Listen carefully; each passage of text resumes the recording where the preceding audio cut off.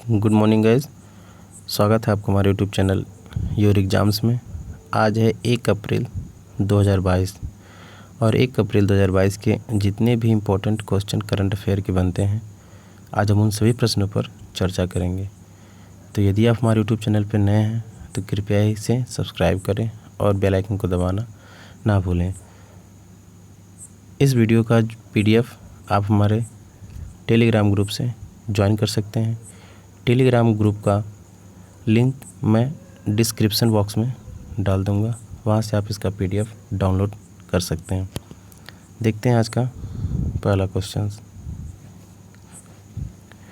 हाल ही में राष्ट्रीय संस्कृत महोत्सव 2022 का 11वां संस्करण कहां आयोजित किया गया? तो आपका सही ऑप्शन है option number A, Andhra Pradesh. राष्ट्रीय संस्कृत महोत्सव 2022 की शुरुआत arts college ground Rajamahendravaram Andhra Pradesh में सफलतापूर्वक आयोजित किया गया। आंध्र प्रदेश के राज्यपाल श्री विश्वभूषण हरिचंदन द्वारा केंद्रीय संस्कृत पर्यटन मंत्री और डोनर GK रेड्डी की उपस्थिति में आज़ादी का अमृत महोत्सव के हिस्से के रूप में की गई। देखते हैं नेक्स्ट क्वेश्चन। डफ and flaps celebrity brand valuation report 2021 के अनुसार भारत के कौन से क्रिकेट खिलाड़ी शीर्ष पर हैं? तो आपका सही ऑप्शन है ऑप्शन नंबर ए, विराट कोहली।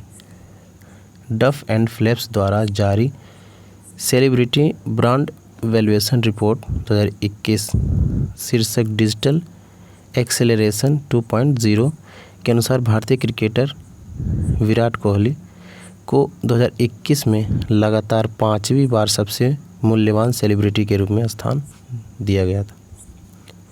विराट कोहली की ब्रांड वैल्यू 2020 में 237.7 मिलियन अमेरिकी डॉलर से गिरकर 2021 में 185.7 मिलियन अमेरिकी डॉलर हो गई है। आलिया भट्ट 68.1 मिलियन अमेरिकी डॉलर की ब्रांड वैल्यू के साथ चौथे स्थान पर हैं और सबसे मूल्यवान महिला सेलिब्रिटी बन गई हैं। वह शीर्ष 10 में सबसे कम उम्र की हस्ती हैं और बॉलीवुड की महिला अभिनेताओं में सबसे मूल्यवान ब्रांड हैं। इतना पॉइंट आप लोग याद रखिएगा। देखते हैं नेक्स्ट क्वेश्चन। हाल ही में बेल्जियम के किस फुटबॉल खिलाड़ी का निधन हुआ है? हाल ही में बेल्जियम के किस फुटबॉल खिलाड़ी का निधन हुआ है? तो आपका सही ऑप्शन है option number A, Miguel Van Damme. वयोवृद्ध Belgium footballer Miguel Van Damme का 28 वर्ष की आयु में ल्यूकेमिया से लंबी लड़ाई के बाद निधन हो गया। डेम को 2016 में ल्यूकेमिया का पता चला था और उनका 5 साल से अधिक समय से कैंसर का इलाज चल रहा था। अपने 8 साल के पेशेवर करियर के दौरान वैन डेम ने सर्कल ब्रूक के लिए खेला और टीम के लिए 40 प्रदर्शन किए।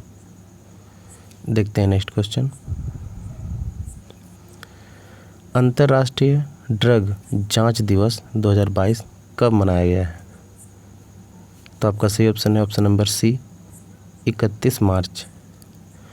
लोगों को नशीली दवाओं के बारे में शिक्षित करने और उनके दुष्प्रभावों के बारे में जागरूक करने के लिए 2017 से हर साल 31 मार्च को अंतर्राष्ट्रीय ड्रग जांच दिवस international day of drug checking मनाया जाता है। आइए एक बार मार्च के जितने भी इम्पोर्टेंट राष्ट्रीय और अंतर्राष्ट्रीय दिवस हैं उनके बारे में जानते हैं।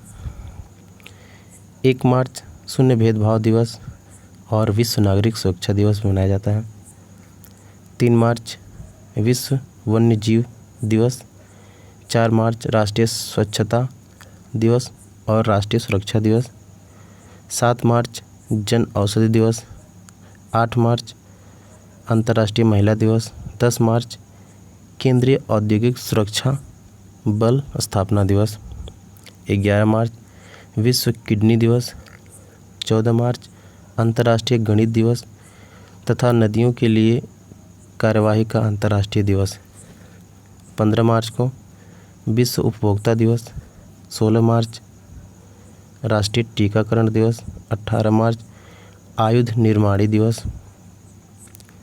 19 मार्च विश्व निद्रा दिवस। 20 मार्च अंतर्राष्ट्रीय खुशहाली दिवस और विश्व मौखिक स्वास्थ्य दिवस और विश्व गौरैया दिवस। 21 मार्च जंगलों के लिए अंतर्राष्ट्रीय दिवस, विश्व कविता दिवस तथा विश्व डाउन सिंड्रोम दिवस मनाया जाता है। 22 मार्च को विश्व जल दिवस। 23 मार्च को विश्व मौसम विज्ञान दिवस तथा शहीद दिवस। 24 मार्च को विश्व टीबी दिवस या विश्व क्षय रोग दिवस। 25 मार्च को हिरासत में लिए गए तथा लापता स्टाफ सदस्यों के लिए एकजुटता का अंतर्राष्ट्रीय दिवस। 27 मार्च को विश्व थिएटर या रंगमंच दिवस और पृथ्वी दिवस। 29 मार्च को विश्व पियानो दिवस और 31 मार्च को दृश्यता का अंतर्राष्ट्रीय ट्रांसजेंडर दिवस तथा अंतर्राष्ट्रीय ड्रग जांच दिवस मनाया जाता है। इतना पॉइंट आप लोग याद रखिएगा। प्रधानमंत्री नरेंद्र मोदी ने 5वें बिम्स्टेक शिखर सम्मेलन में आभासी रूप से भाग लिया। इस सम्मेलन की मेज़बानी किस देश द्वारा की गई? तो आपका सही ऑप्शन है option number B, Sri Lanka.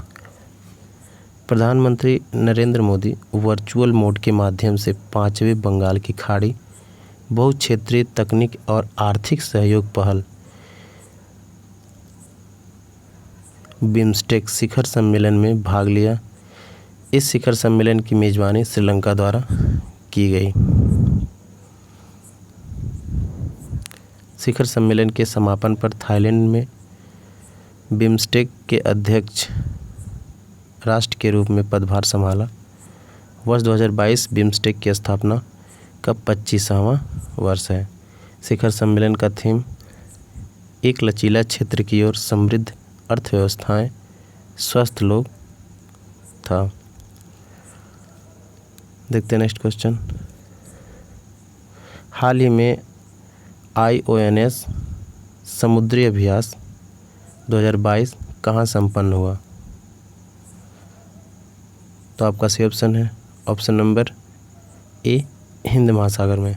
Hind महासागर नौसेना संगोष्ठी इंडियन ओशियन नवल सिंपोजियम,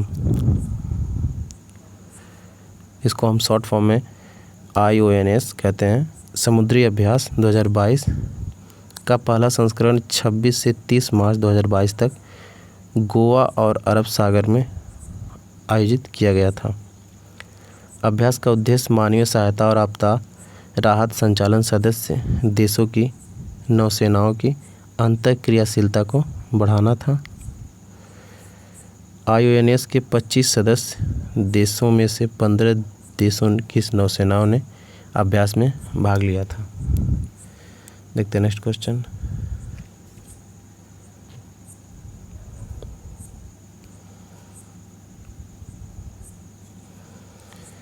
हाल ही में BBC Indian sports woman of the year पुरस्कार 2021 किसे मिला है? तो आपका सही ऑप्शन है ऑप्शन नंबर ए, मीराबाई चानू को।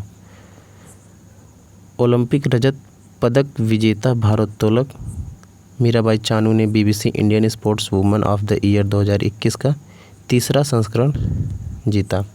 चानू ने पिछले साल इतिहास रच दिया जब वह ग्रीष्मकालीन ओलंपिक में रजत पदक जीतने वाली पहली भारतीय भारोत्तोलक बनी। BBC इमर्जिंग प्लेयर का पुरस्कार 18 वर्षीय क्रिकेटर सैफ अली वर्मा को प्रदान किया गया, जो हाल ही में न्यूजीलैंड में महिला विश्व कप खेल रही हैं।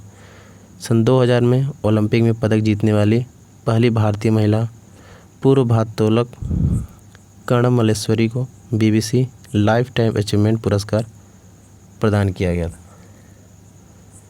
देखते हैं नेक्स्ट क्वेश्चन। हाल ही में सिक्किम के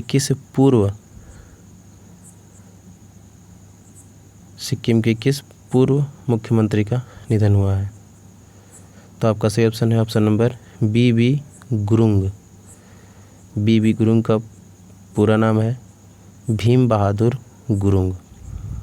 सिक्किम के तीसरे मुख्यमंत्री भीम बहादुर गुरुंग का सिक्किम के गंगटोक में लुमसुई में उनके आवास पर उनका निधन हो गया।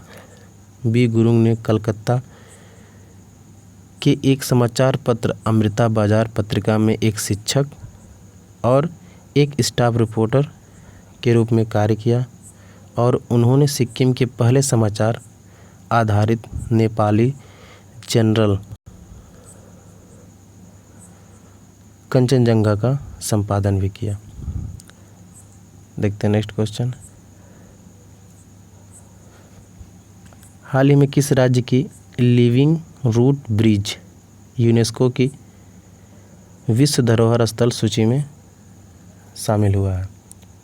तो आपका सही ऑप्शन है ऑप्शन नंबर ए मेघालय। मेघालय के 70 से अधिक गांवों में लोगों और प्रकृति के बीच में सामाजिक, सांस्कृतिक, सामाजिक और वानस्पतिक संबंधों को उजागर करने वाले जिंकिंग जेरी या लिविंग रूट ब्रिज को संयुक्त राष्ट्र शैक्षिक, वैज्ञानिक और सांस्कृतिक संगठन यूनेस्को विश्व विरासत स्थलों की अस्थायी सूची में शामिल किया गया है। यूनेस्को की स्थापना 16 नवंबर 1945 को हुआ था। मुख्यालय इसका पेरिस, फ्रांस में है। इनके 193 देश सदस्य हैं और इनके प्रमुख ऑड्रे अजोले हैं। देखते हैं नेक्स्ट क्वेश्चन। हाल ही में इंडिया रेटिंग्स ने भारत की FY 2023, FY को हम लोग फाइनेंशियल ईयर अर्थात वित्तीय वर्ष 2023 कहते हैं, कि GDP ग्रोथ का अनुमान घटाकर कितना प्रतिशत कर दिया है? तो आपका सही ऑप्शन है option number A 7.2%। India ratings and research ने वित्तीय वर्ष 2023 में भारत के सकल घरेलू उत्पाद के विकास के अनुमान को घटाकर 7.2% कर दिया है।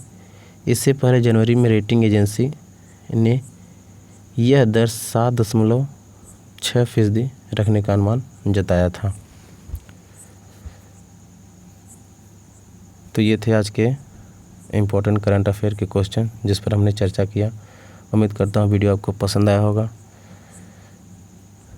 अगर वीडियो पसंद आया हो तो इसे लाइक, शेयर, सब्सक्राइब करें। धन्यवाद।